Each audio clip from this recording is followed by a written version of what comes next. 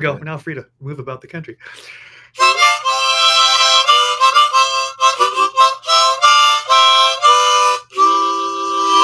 Welcome to Happy Half Hour live. What is up, everybody?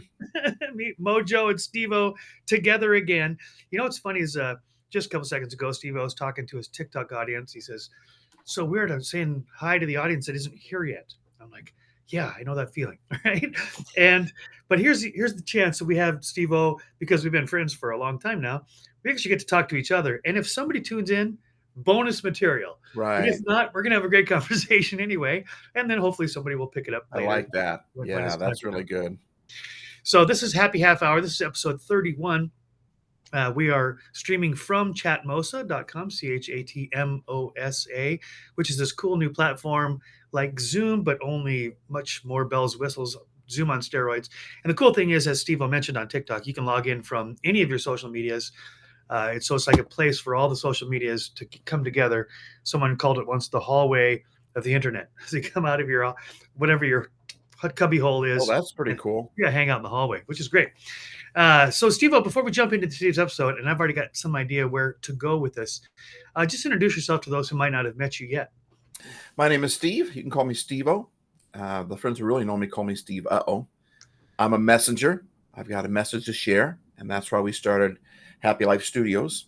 Everybody wants to be happy, but a lot of people try to get there by increasing their positive and decreasing the negative. There's nothing wrong with trying to do that, but then your happy is related to your circumstances, and we're talking about a happy life. We define, Joe, a happy life at Happy Life Studios as a lifestyle. It's not an event. It's a lifestyle where you get and keep your happy no matter what the circumstances may be. So that's what we do. You can find us at happylife.studio, and we're trying to spread the message around the world.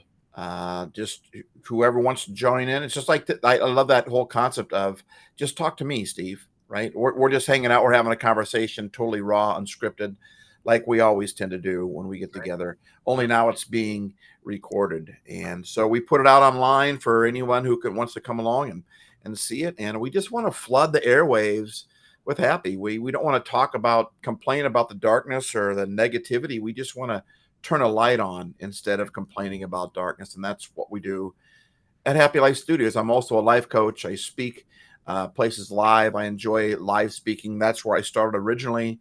And then I just saw the internet as a way to expand and spread this message to even more people.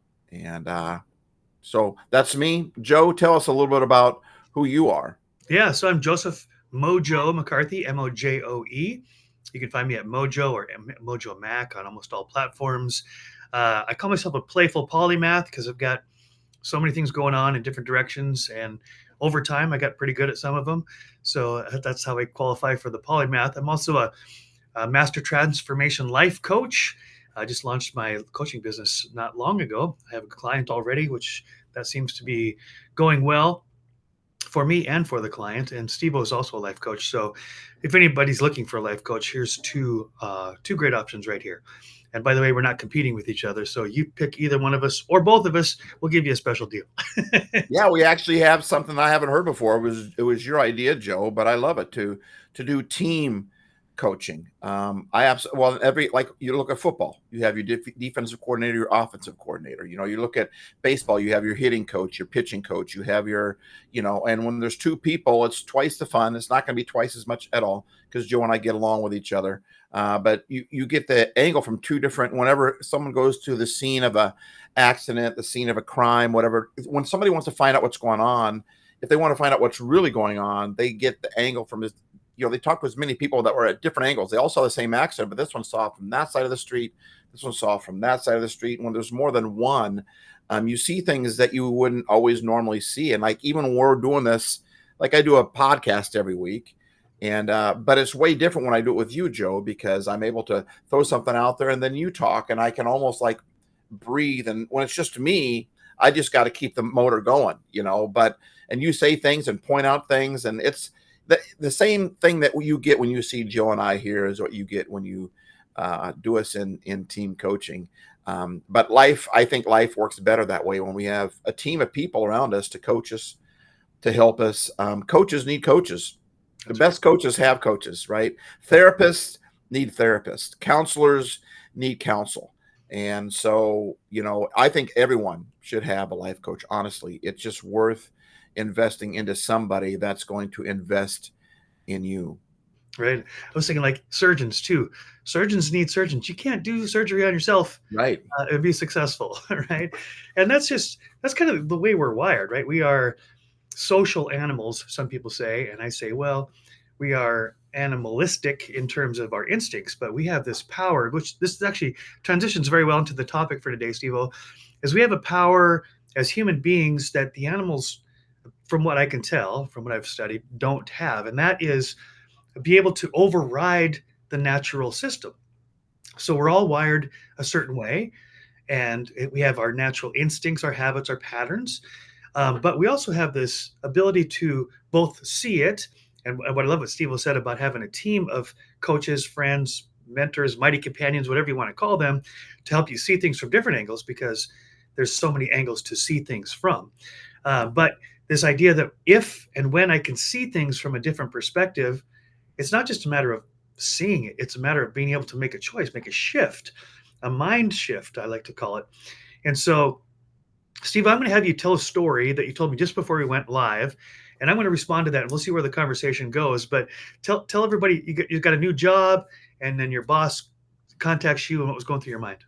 Of all the times I didn't talk about who I am as, and I use the acronym, I always use I have a life acronym, Right. which is HELP. It lines up with this story right here. So it's funny that I didn't bring it up, but Now's I'm the here time. to help people. I love the help. And it's an acronym actually too.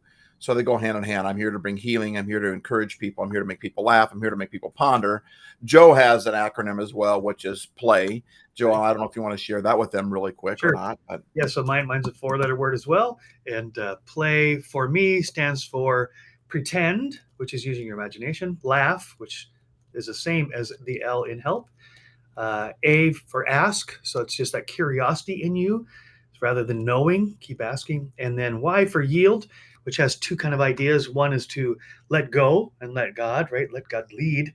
And then yield also is the idea of a harvest. You get to harvest what you plant. And one seed doesn't just produce one seed. One seed produces a tree that produces lots of seeds. So pretend, laugh, ask, and yield. yeah, so and it's cool how they just go together like that. Help and play. We're here to help you play. We're here going Yeah. to pour you some digital courage today. So I call up my buddy. I'm going to go hang out with him that day. I was thinking about it. I was going to go down and do a little bit of writing in my book. And by the way, I'm on chapter 18 right now, Joe. So, but these chapters take a long time. Otherwise, I'd be on chapter 400. But I mean, they take hours. So I was going to go write my book at this really cool pizza joint, about an hour drive. I take the back way and I just think and I ruminate and then I was going to hang out and see if he was available to hang out. So I call him up in the morning and see if he's there. And he says he was actually right by me. He wasn't far from me. And so I went and I hung out with him a little bit. He had a 10 o'clock appointment to go to this place called the Spa Warehouse, where it's a friend of his that I've got to know through my speaking engagements that I've run across him. And we've hung out before and a little bit. And he's offering Joe this job. But Joe doesn't take the job. I take it instead. And as he's talking about Joe, he's talking about how, he had a couple of salesmen that had been there for like 7-8 years and they've gone other places. They moved on, they've done whatever. And now he's without salesmen and he just needs help. Well, there it is. That word rings out, That's you. So I told him, hey, if you need anyone to help, let me know. I said, I can deliver for you. I can drive for you. I can come in and clean for you. I don't care how I can help you. I just want to help, And as we went in there and he's talking about the hot tubs, I had no idea, Joe, what hot tubs do for somebody, what a spa does for somebody, for your cardiovascular, to your mental health, to your circulation, they have there's so much to learn there. And I'm time listening to machine. going, Don't forget there's a time machine in there somewhere. that's right. There is a time machine and we don't talk about that one. That one's in the back. Right. Yeah. Not everyone can handle the hot tub time machine, but so then I started working there. But he hired me as a salesperson. I'm not a salesperson. I kind of am, but I'm not. I don't have that instinct. I don't have that. But I love to make people happy, And he told me a couple times. He started saying, "Steve, stop trying to sell a hot tub, just help them find a hot tub. I hired you. This is so cool, Joe, because most bosses are like, you do what I told you to do. I hired you, bring in the money, bring in that, right? He Numbers, said, numbers, right? yes, yeah, and he even told me, he says there's a couple different types of salesmen. He says one salesman, they're concerned about the numbers and concerned about the product. Another type of salesman is concerned about the people. He says that's you, Steve, and because as he was offering Joe the job, he looked at me and says, I haven't forgotten your offer yet, and then he just sat down and said, how much money do you need to make for the month, and then how many hours can you work, and then he divided the hours. I mean, just like I want to pay you what you need to make, not what I think you're worth, which is so amazing. Anyway, the point you're trying to get to. So I feel like people come in and I'm trying to spout out all this information and I'm trying to learn 80-page document, all these hours of videos I'm watching. He's paying me. I'm going to help him out, man. I'm going to, right. And I was so off, man. I'm trying to sell hot tubs, but I'm not a hot tub salesman. I'm not a salesman, period. I'm just a happy guy. At one point he looked at me. I gave him some compliment like I would just normally do. And he paused and he said, "You're sunshine." I was like, that's really cool. At that point, I realized, wait a minute, I'm here to not sell hot tubs. I'm here to bring sunshine. And I think if we look at our job that way, you might not be sunshine. Might not be whatever. You might be more of a steady person. You calm people down, right? Whatever it is that you do, that's why you're there. We're not there, to think about, I'm here to make money. I'm here to be me, to help people out. And we look at it like that, it changes everything. So that's what I started doing. So he sent me a text. It was after work and I'm hanging out with my bro and he sent me a text. And my first thought was so negative. It was like, oh no, my boss is texting me. Right. He's going to fire me. Right. What did I do wrong? Did something wrong. What did I do wrong? Yeah. And when I read this text, Joe, it was the most honoring. I can't believe a boss did this. I've been looking for bosses like this for the longest time that just let me be who I am. Yeah. And a lot of people don't let Steve-O be Steve-O. I scare a lot of people, I don't mean to. I don't know if I'm too loud, it's funny because I come in. It's the claws in the teeth, Steve. It's the claws. Yeah, that's what it is, right? This face, how can it not be scary? One guy said, "Hey, I'm here in case you guys," he says, "Yeah, I know you're here." I said, "Am I a little loud?" He says, "Yeah. You're a little loud." So anyway, I thought it was going to be some negative thing or just a long thing, just saying, "Steve, I've noticed the difference that you made in my company, and this is what I need. I want you to be sunshine, basically. And thanks for being Steve-O. And I've got some other ideas." And so from that, he started saying, "Listen, you can still sell if you want, but I really kind of want you to be," these weren't his words, but he kind of wants me to be kind of because when people walk through the store and I greet them and stuff, like he said, their countenance changes. Sure. So he says, "I kind of want you to be, I don't know, kind of like the face, the voice, a little bit of that place." He just wants me to come in and bring sunshine. He wants people when they walk in, because buying a hot tub is such a scary, it's so much pressure. It's like buying a used car sometimes, or buying a car. And he says, "I don't want that experience here. I want people to feel welcome and to relax." As hot tubs, that's what they're supposed to be about. Mm-hmm. So there's a story, Joe. I don't know if you didn't even go. I feel like I went too long into just telling you the story. I love all those details, and there's a lot to talk about here, a lot to unpack. Thanks for sharing that story, because as you and I have talked about before, stories is what people remember. They won't remember data or bullet points or even principles that much unless they can pin it to a story. So when you were telling me the story before, you weren't trying to illustrate anything, but immediately my mind was like, oh my gosh, this is what we need to talk about, especially on Happy Half Hour. What am I talking about? I'm talking about your natural response to a text from your boss, which I believe is the first time he texted you since you were hired. Is that right? Yeah. Was, oh no, what have I done wrong? My boss has texted me, I'm going to get fired. All the negative thoughts that go off. And what I mentioned to you just briefly, and we'll talk about a little bit more right here, is that there's a whole science around how our brains, our minds, are wired for what's called ANT, A-N-T, automatic negative thoughts. Mm-hmm. Dr. Daniel Amen has done amazing research. He's considered one of the world's most foremost scientists when it comes to brain science and mind science. And so he wrote this. He's written and talked at length about ants, automatic negative thoughts, and I'm just going to be layman's summary of this doctor's work.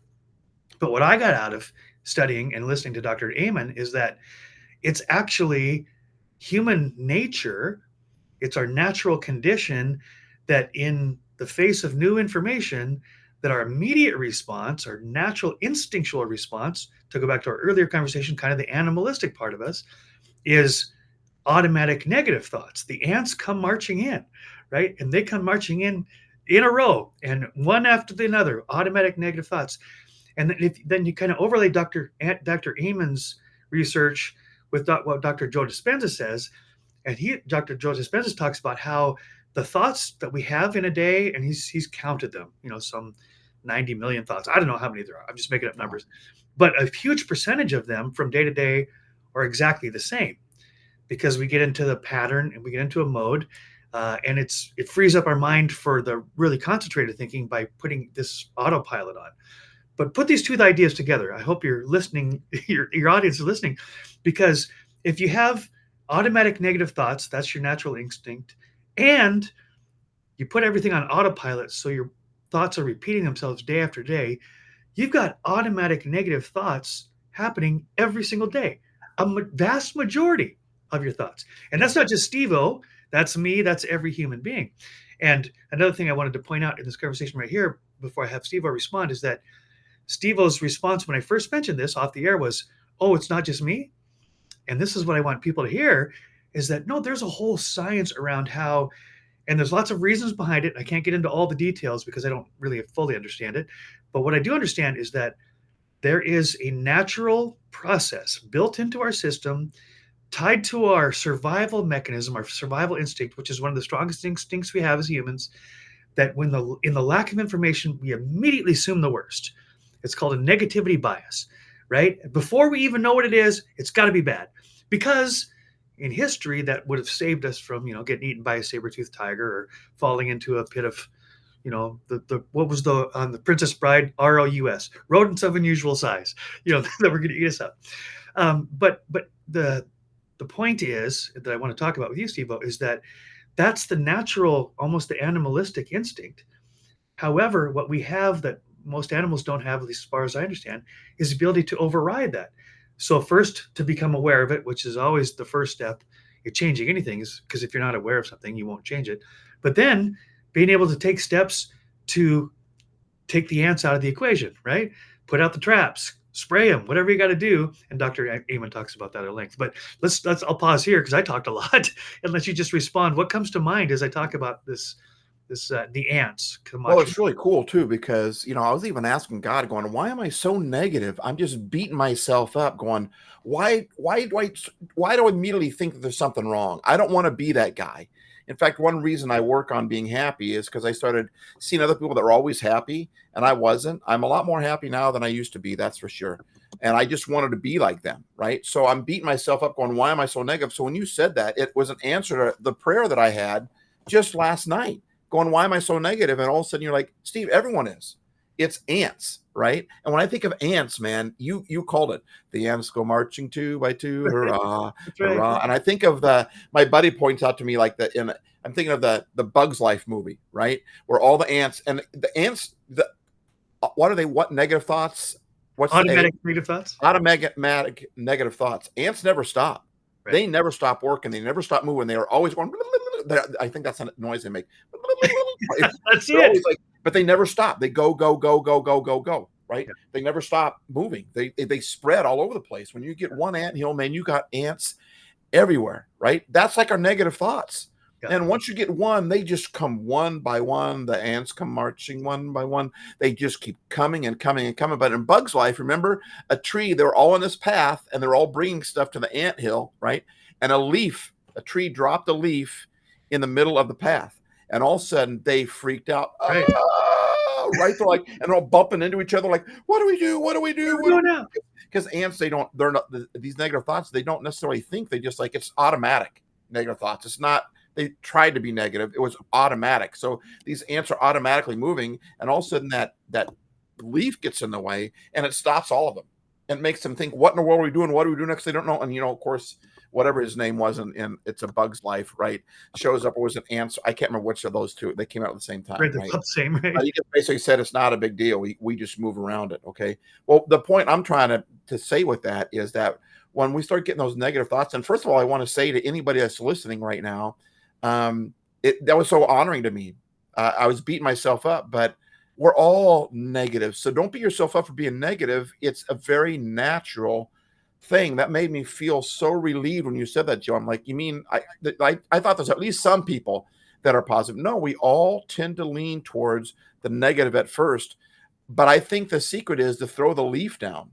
And to me, the leaf is any positive thought. When I catch myself being negative, to stop, we talk at our credo at Happy Life Studios. One of them is look, listen, remember. If the things I'm looking at, I'm listening to, I'm thinking about or remembering isn't bringing me to a state of contentment, a state of peace, a state of centeredness, right? A state of balance, then I need to look at something else, listen to something else, remember something else. The moment I remember something else, and it's not like I'm not going to think negative, I'm not going to think negative. No, just throw the leaf down. Throw another thought down there and say, I am something positive. Am worth, I am, they need me. I'm worthwhile. I have value. I'm really good at this. Or think about your favorite movie.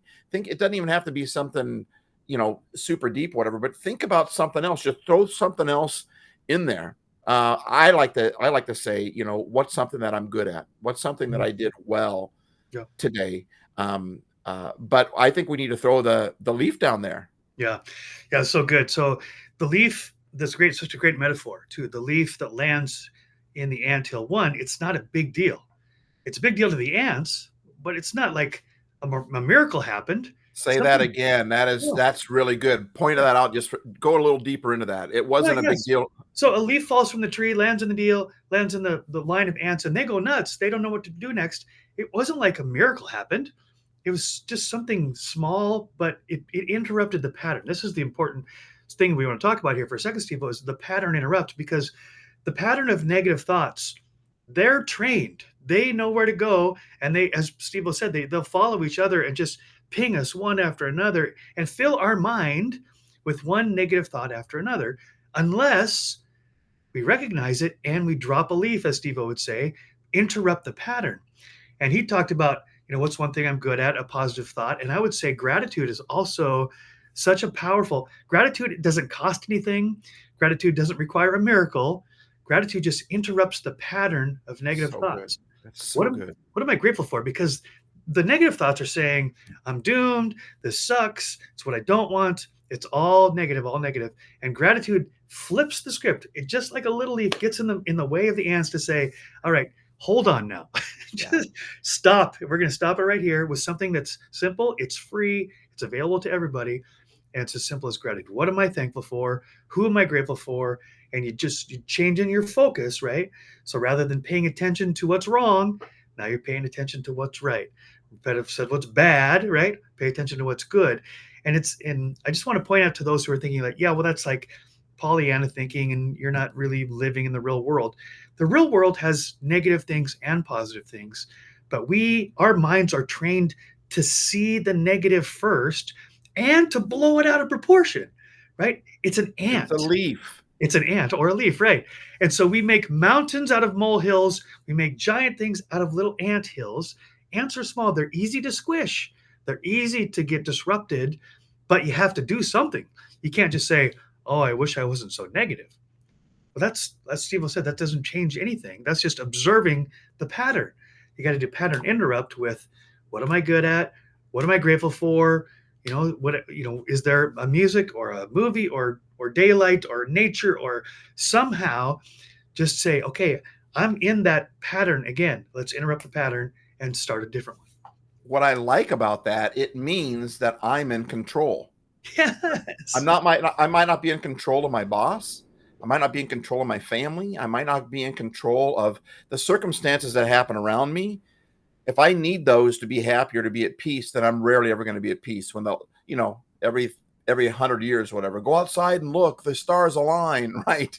That's what happens. Life very rarely aligns. We always say, oh, just one thing after another. Yeah, ants, right? But we are in control of our thoughts. We are in control of what we choose.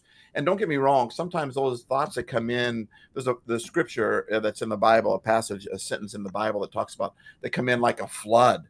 Yes. And when they come in hard like a flood. Right. But they're ants. They're automatic negative thoughts. And if we just throw a leaf down, wait a minute, I'm grateful that I can breathe.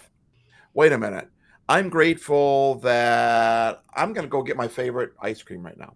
Wait a minute, I'm grateful that I've got a friend. Wait a minute, I'm grateful this could be worse than what it is. And we're throwing down leaves. Now the ants will find a way sooner or later to either eat that leaf or walk over to walk around or whatever the case may be. Right. You know, I saw another video They are too. relentless. That's right. What's that? They are relentless, right? They are totally relentless, right? And I saw another video where they took like a spider and it was on a piece of paper and they do a circle around it, you know, and the spider would not leave, it would not cross over that circle. It thought it was trapped and it was not trapped.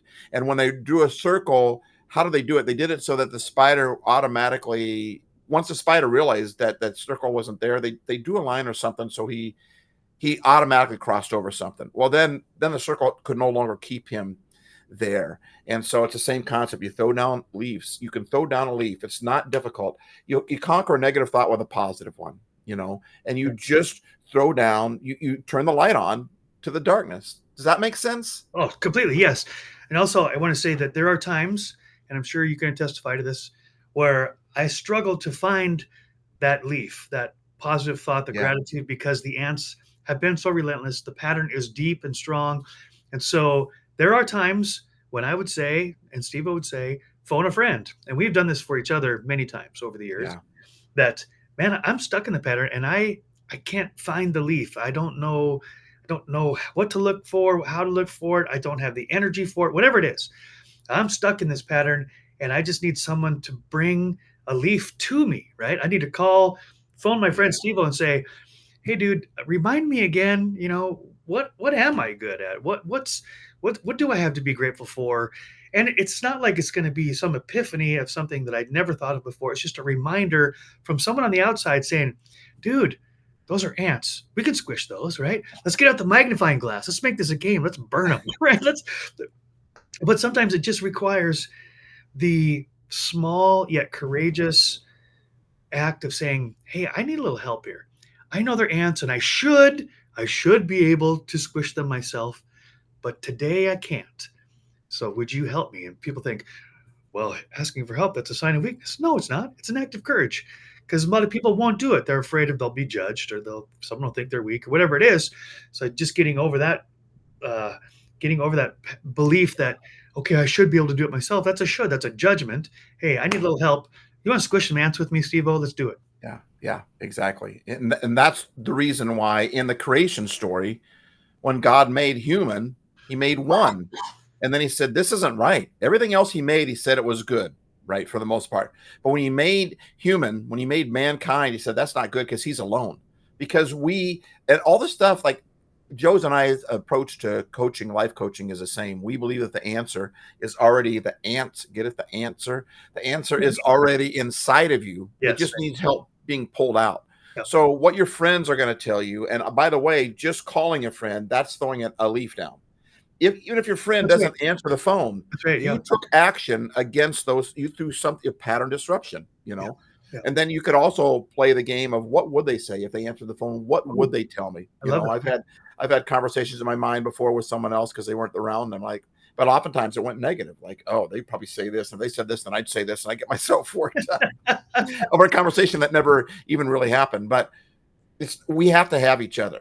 We're not supposed to go through this alone. And usually when the truth comes, it's so it's so, wow. I mean, are you kidding me? No, you already know that, but we have to have somebody remind us, because one day they're going to need help and you're going to be up and you're going to be able to help them. It's the coolest thing when that happens, when you're able to help somebody and then they help you later on. And that is so good. But because we all need somebody to lean on. Yeah, so good. So before we get to the end of this half hour, Steve, I just want to point out, you said this almost in passing, and I hope people caught it, is that even if you call somebody and they're not available, you can play the conversation in your head. What would Joe say to me if I got him on the phone? What would Steve say to me if I got him on the phone? Because I can predict what Steve would say to me. I've heard him talk to me many times. I know what he would say. And I can play that game. And I don't know why this went here, but years ago, Steve, you remember there was this campaign that went around. There's these rubber wristbands. What would Jesus do? WWJD, right? Yeah. What would Jesus do? WWJD. And I would say WWSS. S. What would Steve-O say? I thought it was Who Wants Jack Daniels. I thought that's what that stood for. That Well, kind of changes everything. that fits our Not happy really. half hour pretty well. Yeah. But the point is that just asking the question, this is what I want people to catch, asking the question, what would Steve-O say? Even if that's someone that you loved that passed away, your father or your mentor, your guide, your best friend, your spouse, but you know what they would tell you when you get in those funks because you've had that conversation before, and just grab your wrist as if you had a wristband there and say, what would someone who really knows me, who really loves me, what would they say to me right now? And be that person for yourself, right? And this kind of leads into this quote I heard earlier today. It says, don't try to calm the storm, calm yourself. The storm will pass. That's good. Don't try to calm the storm, just calm yourself, and the storm will pass. Because as Steve-O said, we believe the answers are in you. It's just that sometimes you get so focused on the ants in your head that you don't bring the leaf into the pattern. And that's what I've been doing. I've been concentrating so much on, we didn't talk about this here, but beforehand, Joe and I were talking about, concentrating so much on being like the other salesmen and trying to do what they do. And I'm going, oh man, I'm not that. I'm not. And he never wanted me to be that, you know? Right. And you said too, you said you said something that leads right into this. I can't remember exactly what you said, but if be the friend that you need. Be the friend that because there might be some out there that say, my friends would never do this for me. My friends would never, well, then start doing that for other people, right? Start being the person that they need because they probably feel the same way too. In fact, it was really kind of cool. I don't think I talked about it here. I think it was us beforehand, but at one point, my boss said, man, you're like sunshine. And the reason he said that was because all I did was compliment him. I just complimented him, but I just talked about how great the place was that I'm working at. And and he's doing a good job. And I love to make people feel better about themselves. Right. I wasn't making stuff up. He just really felt that. Well, he just kind of paused and he said, you're sunshine. Yeah. Right. And that's what that was pattern disruption is what that was. Yeah. Me giving them a compliment just took them out like, wait a minute. And then what was cool is that he actually spoke it out loud. Be the encourager to other people. Right. And then you'll have someone when you need someone yourself. Yeah. So to take what Steve said and just tie it into a practical application here, right? If you see something in somebody that a friend of yours, someone that you love, or just think about, what I really like about Steve-O is that he is sunshine. He brings sunshine everywhere he goes. If I keep that to myself, it makes me feel good, but it doesn't make you feel good. Right. So as Steve-O has pointed out, and this is actually a great coaching tip from Brendan Burchard, who's one of my favorite coaches. He says, one of his practices, his daily practices, to take a minute and to text or use a voicemail to 3 people to say, here's what I appreciate about you.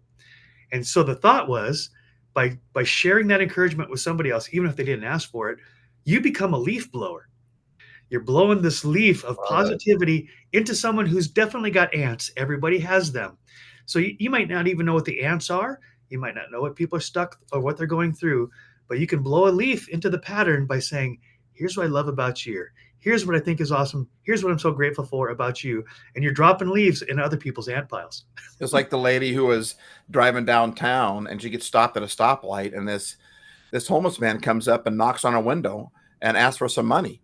And so she reluctantly digs through her purse, through her change, and she comes up with $1. But before she hands it to him, she says, now I'm not giving this to you because you earned it. She says, but I'm giving this to you because it makes me feel better. The guy took the $1 and says, I tell you what, why don't you give me that 20 in there and just feel amazing about yourself? Right. So the point being, give because it makes you feel good, but then give the 20, don't give the 1. I'm talking about don't just give 1 compliment, give 20 compliments. This leads back into what I was going to do my podcast on, which I never got there today because I got this job now. And at one hand, I'm feeling bad going, man, I'm not getting the stuff done I normally getting done online. But my job has changed a little bit. I'm spending a lot more of my energy now in a focused location where 4 or 5 people work, and I'm trying to be sunshine to them. That's my job now, as well as what I'm doing here. But the podcast that I was going to do that I didn't get it out, a guy was talking about, when you show up, does it invest in the situation or do you withdraw from the situation? Do you bring more to the table when you show up? Is the world a better place because you're there? I think it is, but if you keep it a secret, if you keep that $1, so to speak, in your wallet when when they need that encouragement and when they need that hope, and you think, man, that's a really cool person, but you don't tell them, you feel better about it, but they don't, right? And then it just, I don't know, that does that make sense, Joe, what I'm Yeah, saying? so it does. Yeah. So, and this is a great way to bring this episode to a close. Is that in every given situation, we can be givers or takers, we can be consumers or creators. But when we're on the taking end, it's much more difficult to break out of the automatic negative thoughts because it's all internal. It's all me focused. What do I get, right? Rather than what can I give. And the cool thing about giving, as we talk about often on this podcast, is that when I give, I do receive. So this is why it's better to give than to receive, in my opinion. It's not because somehow the two are opposite things. It's because when you give, you actually receive the joy of seeing the smile on somebody else's face. When Steve-O is sunshine, somebody walks in the door, I guarantee when people are going out to buy a hot tub, they've got a whole string of ants going through their head, automatic negative thoughts, all the reasons why I shouldn't do this, I can't afford it, it's a bad idea, we blah, blah, blah, right? It's on and on. You can imagine what those are. And Steve-O is the pattern interrupt. He was hired to be the pattern interrupt to bring the sunshine and the leaves so that people can break out of that automatic negative thought pattern and see the possibilities. And because my happy self is my what, Joe? It's your best self, It's baby. my best self, right? But when I'm focusing on the ants, right, and I'm seeing what I'm not doing well, it changes all that, and I'm no longer sunshine to people. And that's what he was telling me. He's like, Steve, when you have all these things going on in front of you that you got to get finished, and a customer comes in, you're not the same. And I'm like, well, that's because I'm focusing on that. And I've got to learn how to throw the leaf down. Yeah. Throw the leaf down, man. Change the narrative. Think about positive. Think about, even if it's just one thought, call a friend, get encouragement. Bros need to encourage each other. Yeah. Women need to encourage each other, vice versa. Who cares what gender, right? When I say bro, everyone uses the term bro now, but a bro isn't just a person that holds a solo cup, right, with a drink in it. A bro is a person who shares with each other. I'm coming down Joe's way, and Joe's like, we need to hang out. I'm not coming out to hang out with Joe, but I kind of am, right? I'm going down there to speak, but I'm going to hang out with Joe because that's what bros do. Now, they don't always do that. I think even the place I'm working, I think some of them aren't quite used to me being sunshine all the time. Sure. But it doesn't matter because they're going to hear how positive they are, whether they're used to it or not, because I want to be that guy that brings life to wherever I am. And if I can get paid to do it on top of that, are you kidding me? Come on. And that's why Joe and I love life coaching too, because that's what we do when we're life coaches. We just point out, wait a minute, let's look at this from another angle. You have a lot to offer. You're a pretty amazing human being. So those of you that are watching and listening right now, you're just amazing the way you are. Yep. The ants are trying to tell us something different. We need to get a leaf blower. We need to be the leaf blower. We need to throw down a leaf in our path. Great illustrations, Joe. I love it. Thanks for pointing that out to me today and showing me that it's not so bad that I think negative thoughts. It's a very natural, normal thing. What do I do with that? Yes, right. So I'm going to give everybody a pattern interrupt. This will work. I've guaranteed. I've done it myself many times. It's 3 phrases. Each phrase has 2 words. It's very simple to memorize. And my encouragement to you is to say this when the automatic negative thoughts, which are inevitable, are filling your mind. This is your pattern interrupt, one of many, but this one I'm just going to give you today. I am, I can, I will. I will. I am, I can, I will. I will. And for those that think that is, I want you to finish your thought. I just want to jump in here real quick. Yeah, please. For those that want to think that this is Pollyanna, I am, I can, I will. I'm good enough. I'm smart enough, and doggone it, people like me, right? It sounds weird. That doesn't mean it is weird. When something sounds weird, it means it's new. We've never done that before. But we say, how many times do we say, I can't? I've never been good at that. I am, I can, I will. I'm not, I can't, I'm not gonna, I can't do it. That doesn't sound weird to us. Right. And that's kind of sad because that's the natural. So if we can say, I can't, I won't, I'm not very good at that. If we can say that, then it should make logical sense that we can also say, I am, I can, I will. Yes. And in fact, it's the ants that are telling me I can't, I won't, I'm not able, right? And so it's the pattern interrupt. It's the leaf you can throw into your own ants by saying, I am, I can, I will. By the way, the first time you say it, it may or may not have an effect. But over time, your mouth will tell your mind what to think, and you can retrain your brain and take the automatic negative thoughts offline. All right. So thanks so much for tuning in today for this happy half hour. We're going to take a short break. We'll stay live on TikTok, reset, and do episode 32 right on the back of this one. Thank you, Steve Hayes, for your beautiful thoughts. Thank you, sir. Yep. And we will reconvene here in just a moment. So until next time, peace out and peace in. Peace in. Yeah, baby.